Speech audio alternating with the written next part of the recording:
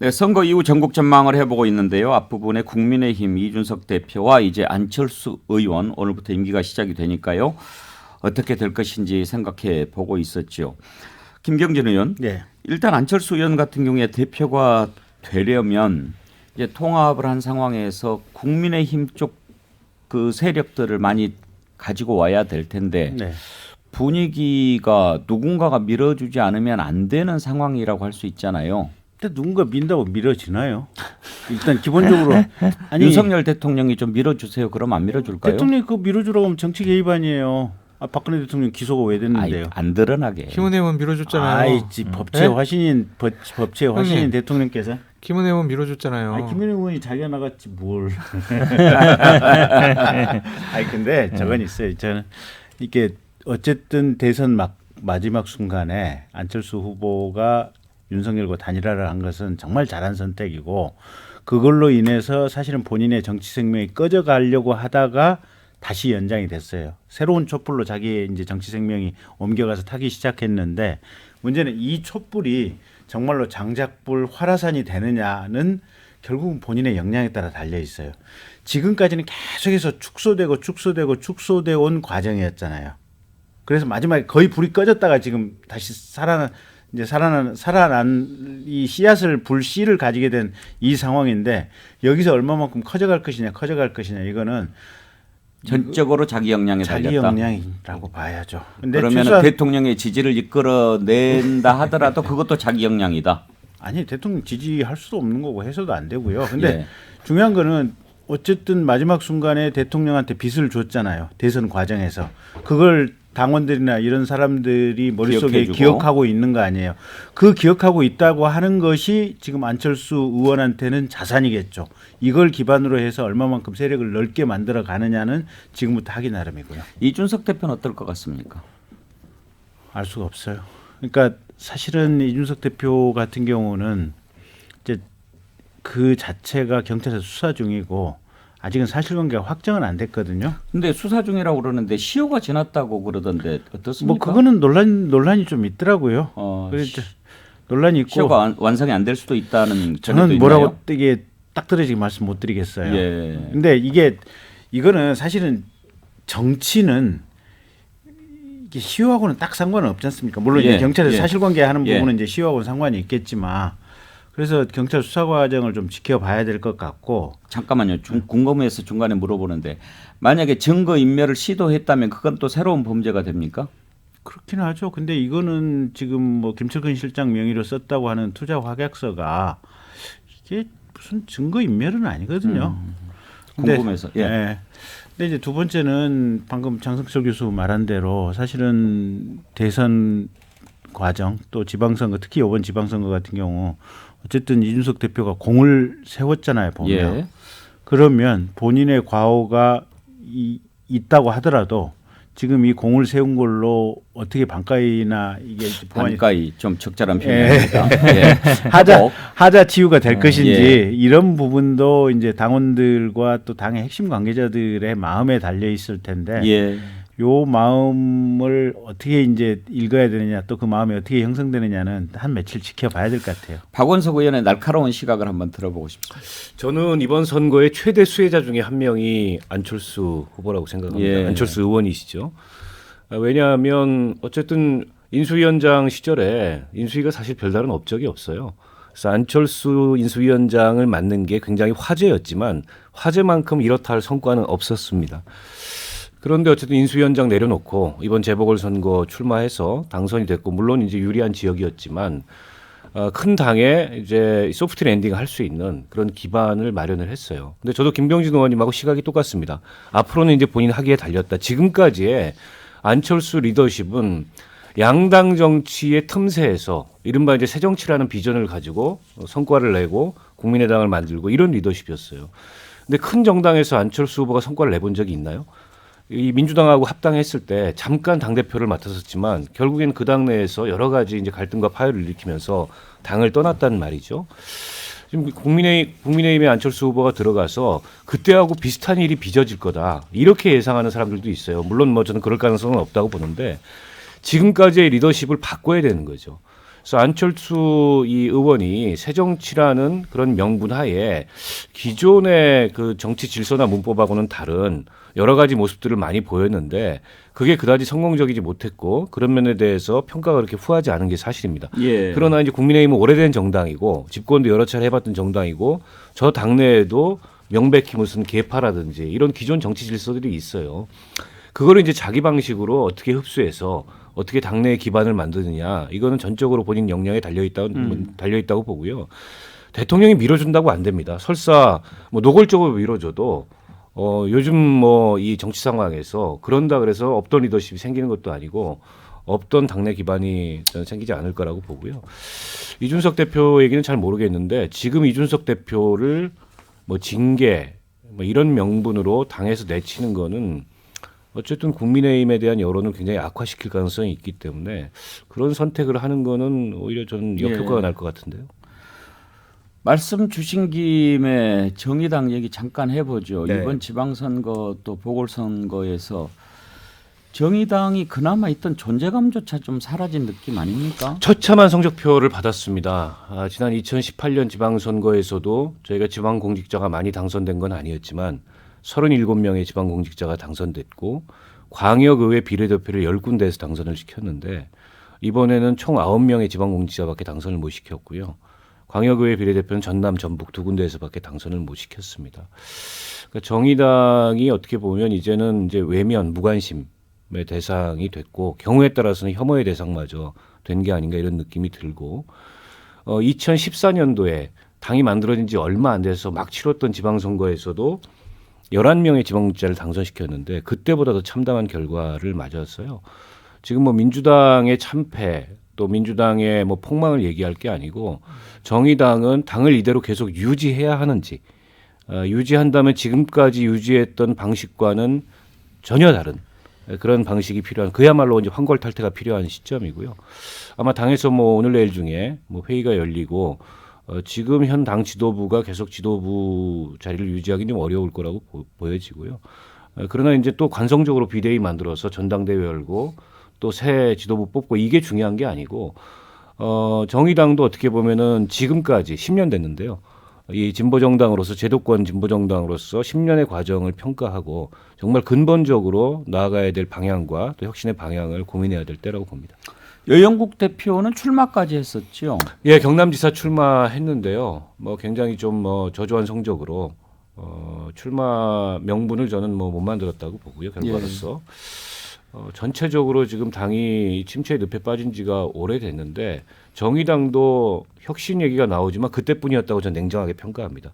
그러니까 그런 방식의 혁신은 저는 혁신이 아니라고 보고 정말 해체하고 당을 다시 만드는 수준의 그런 결단과 그런 의지 없이 지금 난관을 헤쳐가기 어렵다 이렇게 보고 있습니다. 네, 하여튼 선거는 이렇게 돌아보게 만드는 의미가 있지요. 이번에 졌던 당들은 한번 좀 진지하게 돌아봐야 되는데 민주당의 오늘 패배도 대선 패배를 돌아보지 않았던 데서 오지 않았나 그렇게 생각합니다. 자, 호남 지역을 좀 살펴볼 텐데요. 이번에 관심을 모았던 전남의 이정현 후보 18.8% 그리고 광주시장에 도전했던 국민의힘 주기환 후보가 15.9%를 얻었습니다. 이 득표율 의미가 좀 있을 것 같은데 김경진 의원은 어떻게 보십니까? 일단 지금까지 그러니까 과거 선거에 보면 시장 후보는 간신히 냈던 것 같아요. 예. 근데 광주 시내의 구청장이라든지 또는 군수 후보라든지 이런 데는 후보 자체를 못 낸 경우가 워낙 많았어요. 예. 역대. 근데 이번에 거의 모든 데서 기초자치단체장 후보를 냈었고 심지어는 광역의원 후보, 기초의원 후보까지도 배출을 했어요.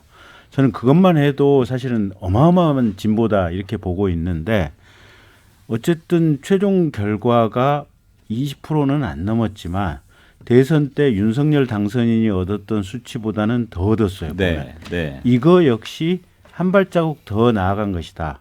그래서 진보는 이게 뭔가 새로운 싹이 뿌려졌고 새로운 진보가 있었던 것은 분명하다. 근데 그럼에도 불구하고 여전히 가량 20%를 넘었다고 하더라도 당선 가능성은 없는 거 아니에요, 보면. 그럼 앞으로 선거를 몇 번 더 치러야 광주, 전남, 호남에서 이게 보수 계열의 어떻게 보면 지역 후보가 당선될 수 있을까? 사실 요원한 얘기죠.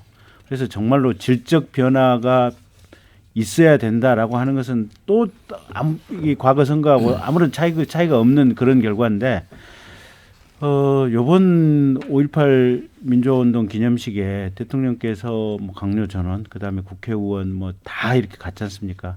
그거 5년 내내 해주시면 제가 볼 때는 어쨌든 앞으로 4년 후 선거에 당선은 불가능하더라도 그래도 30% 넘어가는 결론은 나올 수 있지 않을까. 예. 저는 그런 기대 정도는 해봅니다. 2년 뒤 총선에 광주에서 출마하시는 겁니까, 김경진 의원님? 이번 성과를 바탕으로? 어렵다고 봐야죠. 박원석 의원님이 출마하십시오. 재미있는 수치가 사실은 선거에 출마하는 분들은 10%냐 15%냐 굉장히 중요해요. 예, 그럼요. 네, 왜냐하면 특히 뭐 이 광역단체 선거비 같은 보전이 경우 있지 않습니까? 그렇죠. 광역 같은 경우에는 비용이 많거든요. 예. 근데 참 교묘하게도 15%가 그렇죠. 넘었어요. 10% 넘었죠. 지금 구청장 나온 세 분도 다 15% 넘었어요. 아. 네, 지금 동구는 19%, 남구는 15.9, 북구는 15.7. 그러니까 절묘하게 15% 넘었다는 얘기는 뭐냐면 이분들이 다음에도 나올 만한 그게 되는 거예요. 예. 10%만 얻으면 다음에 내가 돈 쓰고 어떻게 나와? 되는데 그러니까 다음 총선도 제가 보기에 분명히 도전하는 분들이 있을 거다. 기본적으로 아마 경쟁 구도는 만들어질 것 같습니다. 아니, 저는 굉장히 좀 유의미한 성과를 국민의힘이 거뒀다고 보고요. 예. 당장은 이게 당선으로 이어질 만큼의 파괴력을 갖지 않더라도 이런 시도가 꾸준히 쌓이면서 저는 뭐 1점 돌파가 이루어질 거다. 어느 한 점이 돌파가 될 거다라고 보고요. 제가 이번에 재밌게 본 건 그 이정현 후보가 순천 곡성 국회의원을 냈잖아요. 예. 거기서 얼마를 얻었나 이걸 재밌게 봤는데 순천에서 한 40%, 곡성에서 한 30몇 프로를 얻었어요. 30%밖에 안 돼요? 예. 아니 근데 굉장히 많이 얻은 거죠. 이분이 곡성이 고향이라 더 많이 나올 줄 알았는데. 이분이 갑자기 그 지역구 사무실 폐쇄하고 서울로 올라가 버렸잖아요. 그 현역 국회의원이면서 예. 그게 사실은 지역 유권자들한테 굉장한 결례고 평가가 굉장히 안 좋게 남을 수 있는데 이번에 어쨌든 국민의힘의 이른바 이제 이 서진 정책과 함께 약간의 이 본인의 지역구였던 지역에서 이번에 대한 향수가 좀 있는 것 같아요. 저 정도 득표 기반이 나왔다면 다음 총선에 순천 곡성을 기반으로 다시 한번 도전해 볼 만한 그런 기반을 좀 닦은 것 같아요. 예. 그래서 굉장히 유의미하게 봤고 상대적으로 이제 대구 경북 지역에서 민주당 후보들 같은 경우에 어떤 성과를 냈나 봤더니 거긴 후보를 일단 많이 못 냈더라고요. 기초단체장 이런 걸 많이 못 냈고 광역시장, 뭐 광역지사 출마는 했는데 거기도 나름 유의미한 성과를 거뒀습니다. 특히 이제 경북지사 같은 경우에 거의 무명이었는데 이분이 도의원을 지내긴 했지만 20% 넘는 성과를 냈잖아요. 저는 그렇게 좀 도전들이 일어나면서 이 지역주의 벽을 좀 허무는 그런 예. 시도가 계속 됐으면 좋겠습니다. 수도권과 중원 싸움에 가려서 민주당이 혹시라도 놓치고 있을지 모르지만 이 부분은 또 꼭 짚어볼 만한 대목이 하나 있습니다. 이번에 이제 광주 전남 이쪽에서는 민주당이 국민의힘과 싸운 게 아니고 무소속과 싸웠습니다. 전남 22개 기초단체장 가운데 민주당 후보가 이긴 곳이 15곳밖에 되지 않습니다. 그전에 민주당 같은 경우에 뭐 전남에서는 막대기만 꽂아도 당선이라고 하지 않았습니까? 그런데 무려 7군데가 무소속 후보가 민주당 공천으로 올라온 후보를 꺾은 겁니다. 지역을 보면 목포시장, 순천시장, 광양시장, 강진군수, 진도군수, 무안군수, 영광군수 이렇게 되는데 광주 전남 지역을 우리 김경진 의원이 그나마 좀 아니까 결국은 그 지역 주민들이 원하는 후보를 당에서 못 냈다는 거 아닙니까? 그렇죠. 인물 경쟁력으로 뽑았다고 봐야 될 것 같고요. 물론 그렇다고 해서 그러면 광주 전남에 특히 전남의 기초자치단체장 선거가 정당을 안 받느냐 그건 아닐 거예요. 왜냐하면 무소속으로 당선된 분들이 이번에는 무소속 출마지만 과거에는 민주당 당적을 가지시고 또 민주당으로 출마했던 경험이 있는 분들이 대부분이에요 보면. 예. 그래서 그 해당 지역의 주민들이 볼 때는 민주당과 가까운 어떤 또는 준민주당의 후보다 이렇게 보는 시각을 가지고 있기 때문에 그 안에서는 당이 중요한 게 아니고 제대로 된 일을 할 만한 사람 예. 또는 뭐 기존의 현역이었다면 제대로 현역할 때 일을 잘 했는가 또는 직전에 현역이 민주당으로 나왔는데 떨어졌다고 한다면 이 직전의 현역 같은 경우는 이 무소속으로 나온 이 후보에 비해서 경쟁력이 있는가, 국민들에게 얼마나 잘하는가 이런 부분이 예. 평가의 요소가 된 것 같습니다. 그래서 이제 분석을 한 게 그렇더라고요. 투표율이 광주가 낮았고 전남이 높았지 않습니까? 네. 그러니까 광주는 이제 뭐 여러 가지 이유가 있지만 당선이 뻔히 예측이 되니까 굳이 투표 안 해도 뭐 네. 끝난 선거인데 뭐 이랬는데 전남이 높았던 게 이 네. 무소속 후보들이 약진을 하니까 네. 팽팽한 싸움이 됐다는 거죠. 그게 첫 번째예요. 어쨌든 투표장에 가면 이게 실은 내 표가 뭔가가 될 그렇죠. 거다. 이게 군수 후보 누구 특정인을 찍기 위해서 갔고 그게 거의 조직 이제 선거 운동에 따라서 투표장에 가는데 일단 한번 가면 도지사도 찍을 수밖에 없잖아요. 누군가는. 예. 그러면 군수는 무소속을 찍지만 도지사 같은 경우는 특별한 생각이 없으면 별 부담이 없으면 그냥 민주당 찍는 이런 패턴이 됐을 가능성이 높죠. 그리고 이제 광주와 전남을 굳이 비교하자면 사실은 전남은 아까 박원석 의원 말씀하신 대로 이정현 후보가 옛날에 18대 때 광주 서구에 출마했을 예. 때 오백윤 후보하고 붙었을 때 그때 졌지만 아마 근소했죠. 한 3% 4%밖에 안 됐어요. 정말 딱 붙었어요. 그때 그래서 호남에서 사상 최초로 지역구 의원의 보수 정당 출신이 될 수도 있다 그런 얘기가 있었어요. 보면 그러니까 그만큼 광주구다가 됐든 전남이 됐건 이정현 의원 같은 경우는 지역 예산, 지역 살림을 챙기는데 열심이었다라고 하는 것은 공통된 의견이고 그 관점에서 이정현 의원에 대한 평가라든지 이런 부분 향수가 있는 부분이 있고 또 한 가지 지금 현재 민주당 김영록 지사 같은 경우도 도민들이 되게 좋아하시는 것 같아요. 예. 보니까. 그래서 그 두 분의 경쟁력이 꽤나 있기 때문에 그런 부분도 아마 전남도의 투표율이 조금 높아지는 데 일조를 하지 않았나 싶어요. 보면. 예. 현근택 대변인은 제주도잖아요. 고향이. 네네네. 옛날에 제주도가 상당히 무소속이 좀 강세였어요. 그렇죠. 왜 그랬대요? 약간 이제 뭐 섬의 특징이 어찌 보면 약간 이제 여기서는 육지라 그럽니다. 제주에서 육지라 그러는데 육지에 예. 뭐 지배를 받거나 아니면 영향력 있는 걸 싫어해요. 중앙적인 거를. 아. 그러니까 예전에 4.3에 대한 시각도 이게 뭐 어쨌든 단독 선거 반대 이런 거보다는 위에서 내려와서 약간 뭐 진압했다 이런 생각이 있죠. 그러니까 예전에 뭐 탐나국 이렇게 있었으니까 예. 그러니까 독자적인 세력을 형성하고 있는데 이 분기점이 된 게 결국은 4.3이 제일 크거든요. 제주에서는 그 이슈를 풀어준 게 노무현 대통령이 2006년에 제주도 와서 사과를 했어요. 그때 이제 몇만 명 이제 유가족들이 있었는데 다 울고 그랬거든요. 할머니들이. 그때 이후로 민주당이 진 적이 없어요. 그러니까 국회의원 선거에서는 다 이겼습니다. 그러니까 물론 도지사 선거는 좀 이게 뭐 세 분이 왔다 갔다 하면 도 있고 뭐 원희룡이라는 컬처럴 인물이 있었지만 뭔가 회원을 해줬다 이런 그렇죠. 생각이 드는군요. 그다음에 또 김대중 대통령 때 법 만든 거는 하나의 시작이었고 사실은 지금 아마 윤석열 대통령이 5.18에 가는 거나 아니면 4.3에 가는 것도 보여주는 게 중요하거든요. 법 만드는 거는 못 느끼잖아요. 피부로. 그게 계기가 돼서 그때부터 완전히 바뀌었어요. 예, 그랬군요. 궁금해서 갑자기 무소속 강세를 보였던 제주는 왜 그랬는가 살펴봤는데 광주에 5.18이라고 하는 아픈 상처가 있다면 제주도는 또 4.3이라고 하는 씻을 수 없는 그런 그렇죠. 상처가 그러니까 희생자가 있는 거죠. 지금 공식 등록된 게 15,000명인데요. 그 유가족들이 보통 뭐 없는 분도 있습니다. 한 3,000명, 4,000명 정도는 유가족이 한 분도 없는 분도 많아요. 그래도 10,000명 정도 되잖아요. 근데 그 가족들이 합치면은 저도 뭐 할아버지, 외할머니 그렇지만 가족들이 한 10명씩만 해도 15만 명 되는 거예요. 그렇죠. 그리고 인구의 그럼 대부분 성인들이고 이러니까 영향이 없을 수가 없죠. 예. 자, 방금 속보가 하나 들어왔습니다. 민주 비대위가 총 사퇴하기로 했다는 소식입니다. 지방선거 결과에 책임을 지고요. 현근택 대변인 예상된 결과지요? 그렇죠. 충분히 예상된 결과고 결국은 아마 지금 뭐 전당대회를 언제 할 거냐. 그러니까 사퇴는 했는데 그 다음에 이 비대위를 그러면 어떤 식으로 꾸릴 거냐. 거의 뭐 원내대표로 가는 수순인 것 같고 예. 전당대회도 아마 뭐 7월에 하나 8월에 하나 큰 차이는 없어요. 그리고 누가 나올 거냐. 근데 벌써 아마 지금 홍영표 전해철 의원님들이 이렇게 하는 거 보면 예. 이미 시작된 것 같습니다. 전당대회. 장성철 교수 민주당에 좀 조언을 해준다면 어떻게 해주고 싶습니까?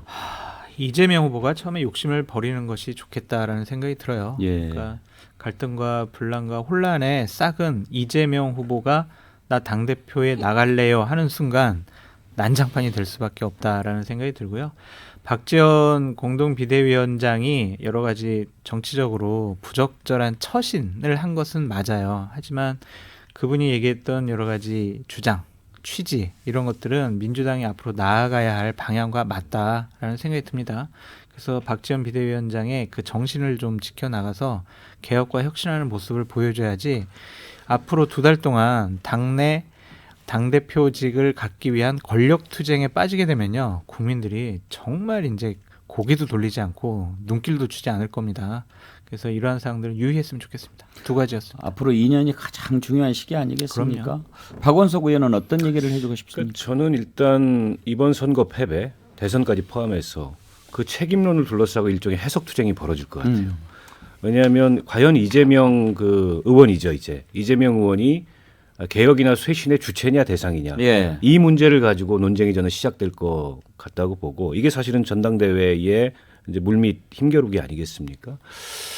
근데 뭐 이재명 후보가 스스로 결자하지 않은 방식으로 내려놓지 않는다면 이건 전 불가피할 거라고 보고 어떻게 보면 당내 제 세력들 간에는 차기 총선의 이 생사여탈, 공천권을 둘러싼 힘겨루기 때문에 이게 이제 계파 갈등 모습을 띠면서 앞으로 1-2달 정도 이렇게 전개가 될 텐데 저는 이 과정을 겪지 않고 민주당이 정말 대선 지방선거를 왜 패배했는지 그리고 앞으로 이제 2년 후에 있을 총선, 그 뒤에 있을 대선까지 내다보면서 당을 혁신하기 위해서는 차라리 전대를 미루고 지금과 같은 이 관리형 비대위가 아닌 중간 징검다리 비대위가 아닌 혁신 비대위를 구성하는 것도 하나의 방법이라고 봅니다. 예. 아까 이제 현근택 그 대변인이 얘기했던 당내 공직 후보든 아니면 당권인이 선출하는 시스템 이거를 뜯어고치려도 예. 이게 관리형 비대위로는 이걸 뜯어고칠 힘이 없어요. 그건 결국에는 전권을 갖는 혁신 비대위가 들어와서 근본적으로 이 당내 갈등을 계속 이 반복하고 있는 이 시스템부터 고치겠다라는 방식으로 접근을 했을 때 비로소 가능한 건데 그러려면 전당대회를 7월 8월에 해서는 저는 갈등하다가 미봉하는 예. 뭐 이런 게 계속 반복될 것 같아서 차라리 민주당에 저한테 제안을 하라면 전대를 미루고 강력한 혁신 비대위를 구성하는 거 하나의 방법일 거다 이렇게 봅니다. 김경진 의원 처음 시작할 때 물어보고 싶었는데 이번 선거 쭉 보면서 결과 보고 어떤 생각 드셨어요? 결국은 조국 사태부터 시작된 이 진상판이 일단 이걸로 해서 일단락을 끝나는 대서사의 마지막 종점이 아닌가 싶어요 보면. 네, 그리고 저는 민주당이 진짜 비극의 덫에 걸렸다고 봐요. 쉽게 못 빠져나와요. 말씀드렸는지 모르겠지만 민주당이 이 계속해서 선거 연패 또 2년 후 선거도 연패 가능성이 저는 높다고 보고 있어요. 물론 2년의 시간이 있지만 그건 뭐냐면 조국 사태 때 잘못된 생각들 그다음에 왜 좋은 후보 놔두고 이재명이라고 하는 그 후보를 뽑았을까 이 민주당 당원들 물론 전당대회 마지막 날 뒤늦게 깨닫긴 했지만 어쨌든 그 관성으로 와버렸던 거 아니에요 보면. 그다음에 세 번째는 검수완박이라고 검찰을 악마화시키고 검찰 구성원들이 나라를 망치는 것처럼 왜 국민들에게 계속해서 거짓된 선전전을 하고 있었을까? 이 세 가지가 결국은 민주당을 망친 이 선거 결과의 주 원인이라고 보는데 예. 어쨌든 첫 번째, 세 번째 생각 철학이 안 바뀌었고 이재명은 살아있고 저는 빠져나오기 쉽지 않다고 봅니다. 김경진 의원은 국민의힘에 깊이 빠진 것 같군요. 그렇다기보다도 어쨌든 최소한 비판하는 눈은 제 눈이 많다고 봅니다. 예, 그 의견 충분히 경청했습니다. 장성철 교수 30초 드리겠습니다. 네, 50% 투표율에 대해서 민주당과 국민의힘은 스스로 좀 반성을 해야 된다라고 말씀드립니다. 날씨가 좋았기 때문에 우리 지지층이 실망해서 안 나왔어 이런 식으로 치부하면 안 될 것 같고요. 왜 이렇게 낮아졌는가? 국민들의 정치 혐오가 심해진 것이 아닌가? 우리 정치인들 잘못 아닌가? 그런 것들에 대한 반성부터 양당이 했으면 좋겠다라는 생각이 듭니다. 예. 선거를 치르고 난 뒤에 항상 느끼는 것 역시 민심은 천심이다 하는 겁니다. 그렇지만 또 배를 띄울 수도 있고 또 뒤집을 수도 있는 게 민심 아닙니까? 잘해야지요. 오늘 여기까지 하겠습니다. 김경진 전 의원, 박원석 전 의원, 장성철 대구 가톨릭대 특임교수, 현근택 전 민주당 상근 부대변인 네 분 수고하셨습니다. 감사합니다. 감사합니다. 네, 해공개 시사 1번지 내일 오전 11시에 다시 문을 열겠습니다.